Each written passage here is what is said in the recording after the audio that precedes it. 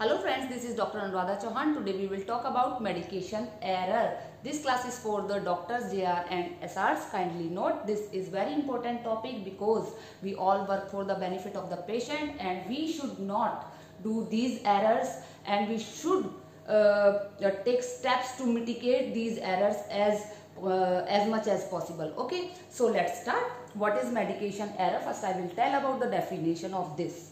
Medication error is any preventable event that can cause or lead to inappropriate medication use or patient harm where the medication is in the control of the healthcare professional, patient or consumer. Remember, medication error is not something done by you only, but this error can be done by the healthcare professional, anyone. Healthcare professional can be anyone, you, pharmacist, staff और anyone at receptionist वगैरह वगैरह. ठीक है, it can be done by the patient or the consumer. Such events may be related to professional practice, healthcare products, procedures and system, including prescribing, order communication, product labeling, packaging and nomenclature, compounding, dispensing and distribution, administration, education, monitoring and use.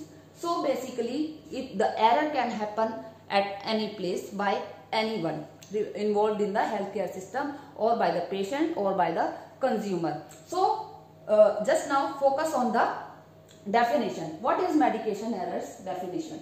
This is any preventable event that can cause or lead to inappropriate medication use or patient harm. Inappropriate medication use और patient harm. जरूरी नहीं है कि इसमें patient का harm हो सकता है इनएप्रोप्रिएट मेडिकेशन यूज हुआ हो या फिर पेशेंट को हार्म हुआ हो while the medication is in the control of the health care professional, patient और प्रोवाइडर और कंज्यूमर. ठीक है, next, near miss medication error क्या होती है? Medication error that took place but captured before reaching to the patients. Such event also have been termed as near miss medication error. मतलब कि आपने पेशेंट तक दवाई पहुंचाई नहीं है, उसने खाई नहीं है, लेकिन एरर उससे पहले हुई है. हो सकता है करेक्टिव एक्शन लिया जा चुका हो, लिया जा सके, या फिर anything can happen. Now, factors contributing to medication errors, they can be human related, they can be system related, and they can be medication related itself. Human related factors कौन से होते हैं? ह्यूमन प्रोवाइडर भी हो सकते हैं, patient भी हो सकते हैं. प्रोवाइडर के जो फैक्टर्स होते हैं जो एरर करवा सकते हैं वो कौन से होते हैं? जैसे कि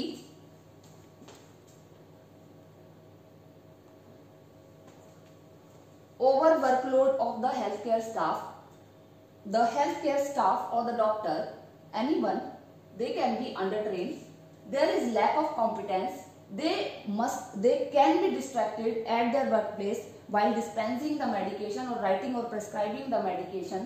They may be ill or they may be under stress because of which they can do the medication error. Patient related factor हो सकता है पेशेंट हरी में हो सकता है उसका लिटरेसी लेवल इतना अच्छा ना हो सकता है कि वो अंडरस्टैंड ना कर सके, उसके अंडरस्टैंडिंग में कुछ प्रॉब्लम हो. And trust also depends. Trust providers to not make the mistake. हो सकता है पेशेंट को ट्रस्ट ही ना हो कि प्रोवाइडर मिस्टेक कर सकता है, नहीं कर सकता है. ठीक है, coming to system related factors.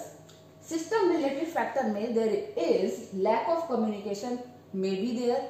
ठीक है, हमारा सिस्टम ही ऐसा है कि जहां पे हम पेशेंट को काउंसलिंग नहीं करते हैं या there is no one posted as a counsellor to counsel the patient. There is lack of communication, poor workflow, सारी की सारी भीड़ आ जाती है, उस वर्कफ्लो को कैसे हैंडल करना है ये नहीं है, तो उस वजह से भी एरर हो सकता है.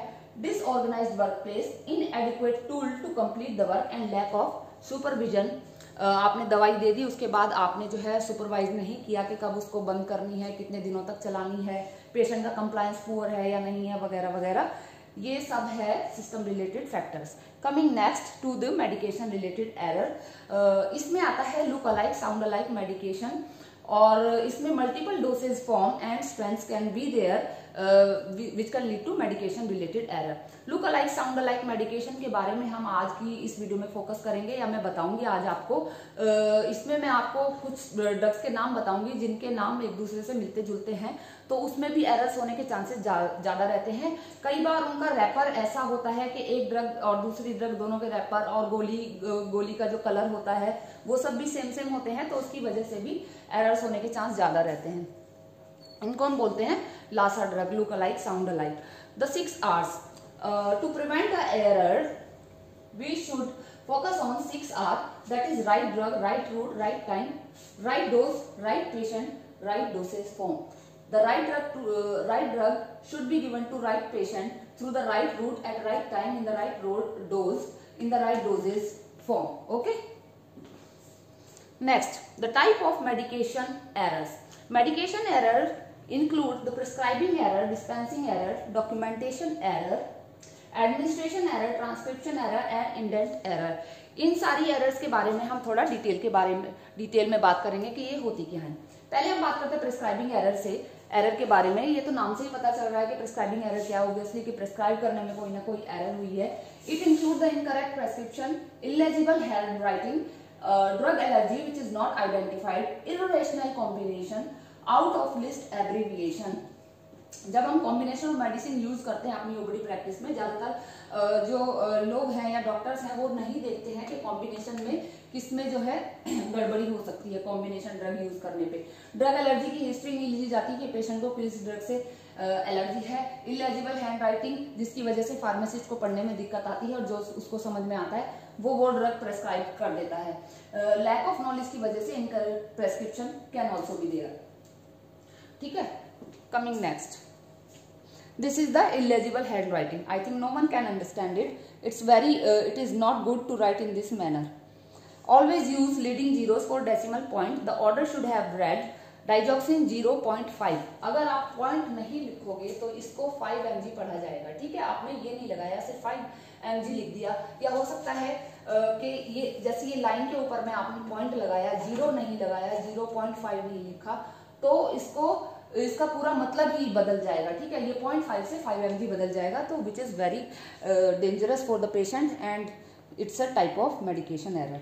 Coming to the dispensing error, it means there is a discrepancy between the prescription and the medicine that the pharmacist deliver to the patient and distribute to the ward on the basis of this prescription, including the dispensing of a medicine with inferior pharmaceutical or informational quality.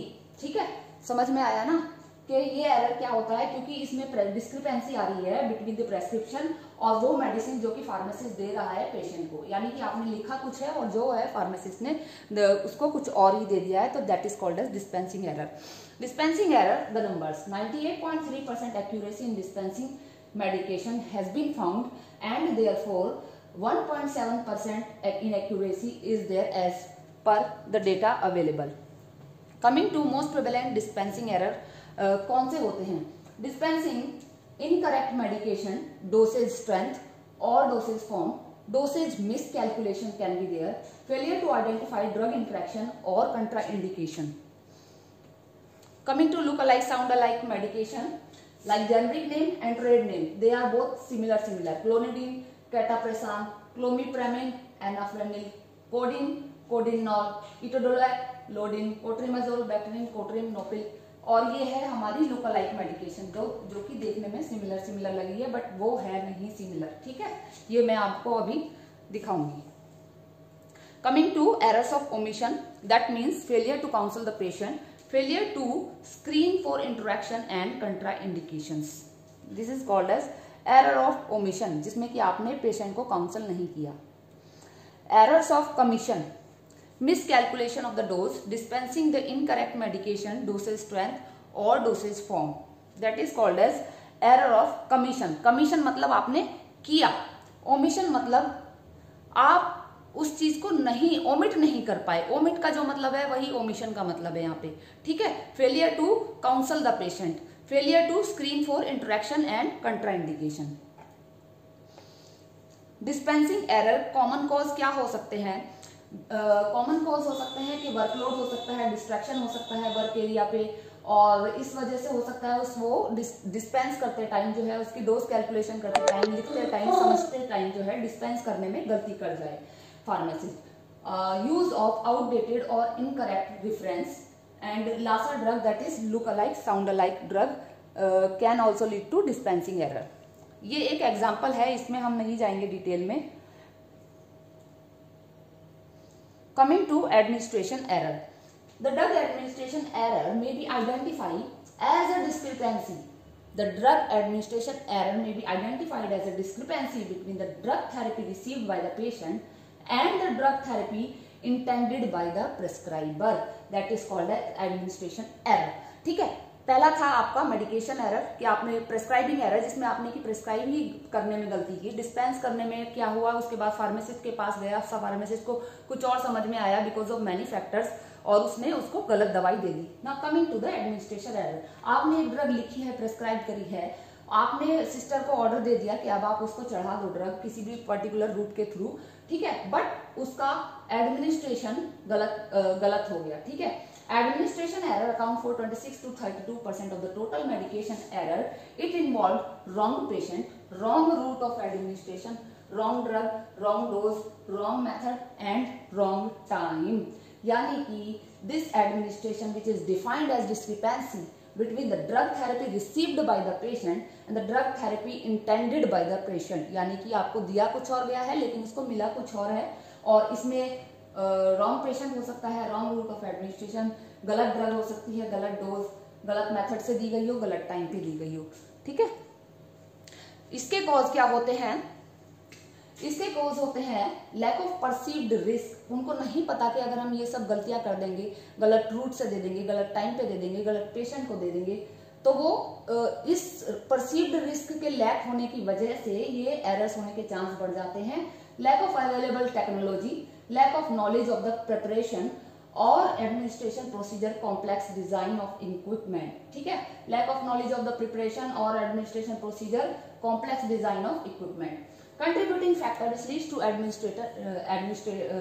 Administrating errors वो क्या होते हैं? There may be failure to check the patient's identity. हो सकता है कि कमला को लगानी हो, हमने जब नर्स जब लगाने जाती है कमला को, उसको लगे ये पेशेंट कमला है, बट वो एक्चुअल में कमला नहीं है, पेपर्स पे कुछ और नाम लिखा है। ठीक है, there may be failure to check the patient's identity prior to the administration. Environmental factors such as noise, interruption, poor lighting work, wrong calculation to determine the correct dose. They can lead to administration error. It's an example. We are not going into that. Transcription error क्या होती है? Transcription होता क्या है? Transcription का मतलब होता है a process of making the identical copy. जैसा कि हम वो जीन्स में भी पढ़ते हैं ना, जीनोमिक सीक्वेंसिंग में भी पढ़ते हैं कि ट्रांसक्रिप्शन का मतलब होता है कि डीएनए की एक आइडेंटिकल कॉपी बनाता है, तो हम उसको ट्रांसक्रिप्शन बोलते हैं। तो इसका मतलब होता है it's a process of making the identical copy of prescription in the medical record. Error that occur during this process is known as transcription error. The several sheet of paper and stages from the physician's order to drug delivery may cause confusion and add to the possibility of the transcription error. Contributing factor can lead to incomplete or illegible prescriber's order, incomplete or illegible nurse handwriting, use of abbreviations and lack of familiarity with the drug names. In addition to these errors, the error associated with the transcribing the drug name, there is also opportunity for the error when transcribing the dose, route or frequency. Again मैं फिर से आपको बताती हूँ transcription error क्या होती है। जब हम एक पेशेंट, एमआरडी में भी पेशेंट का रिकॉर्ड रखा जाता है, पेशेंट के पास भी कई बार हम दिया जाता है, और जब पेशेंट एडमिट होता है तब उसकी कुछ कॉपीज हम इधर उधर भी भिजवाते हैं। तो ऐसे जब हम आइडेंटिकल कॉपी बना रहे होते हैं मेडिकल रिकॉर्ड्स की, तो इस प्रोसेस में जो गलती होने के चांस होते हैं उसको हम ट्रांसक्रिप्शन एरर होते हैं। ठीक है, several sheet of paper and stage from the physician order to drug delivery can lead to confusion and add to the possibility of transcription error. मतलब कि अगर मोटी फाइल होगी तो उससे कंफ्यूजन बढ़ जाता है, तो उससे भी ट्रांसक्रिप्शन एरर के चांस होने के चांस रहते हैं। ठीक है, coming to the indent error. Indent error that occur during the process of indenting. Obviously indent कराने का मतलब होता है आपको कुछ जरूरत है, आपने राइटिंग में ऑर्डर दिया और उस सामान को निकलवा लिया, ठीक है। It include the wrong drug, wrong strength, wrong dose, wrong root and frequency, ठीक है। इंडेंटिंग एरर में उस चीज को हम जब निकलवाते हैं तो उस टाइम पे हम रॉन्ग ड्रग इंडेंट करा सकते हैं, wrong strength, wrong dose, wrong route और फ्रीक्वेंसी, इन सब में इंडेंटिंग एरर होने के चांस रहते हैं। Coming to the categorisation of medication error, there are categories like ABCD, EFGHI।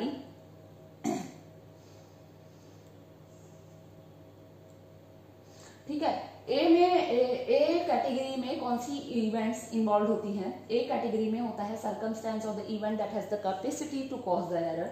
In B, error occurred but didn't reach the patient, ठीक है। इसमें सिर्फ कैपेसिटी है to cause the error. In B, error has occurred but patient पे नहीं गई वो error, patient तक नहीं पहुंची। In C, error occurred but reach to the patient but उसने पेशेंट को कोई हार्म नहीं किया। In D, error occurred, reach to patient and resulted in no harm to the patient and or required intervention and required monitoring to confirm that it has resulted no harm to the patient and it required the intervention to preclude them, ठीक है। सी तक में क्या हुआ है, patient तक चली गई है उसने लेकिन हार्म नहीं किया, ये कंफर्म है। डी तक में हो सकता है हार्म किया हो, हमको वो भी कंफर्म करना है कि इसने कोई हार्म नहीं किया। ई में an error occurred that may have contribute or resulted in temporary harm to the patient and it required the intervention. Coming to category F, error occurred and that may have contributed to or resulted in temporary harm to the patient and required the transfer to other critical care unit. In G category, error occurred and that may have contributed to or resulted in permanent harm to the patient. In H category, error occurred and required the intervention to sustain the life. In I में हो सकता है कि patient की death हो गई हो। An error occurred that may have contributed or resulted in patient's death is not written here, ठीक है। ये सारे हमारी एरर की कैटेगरी है।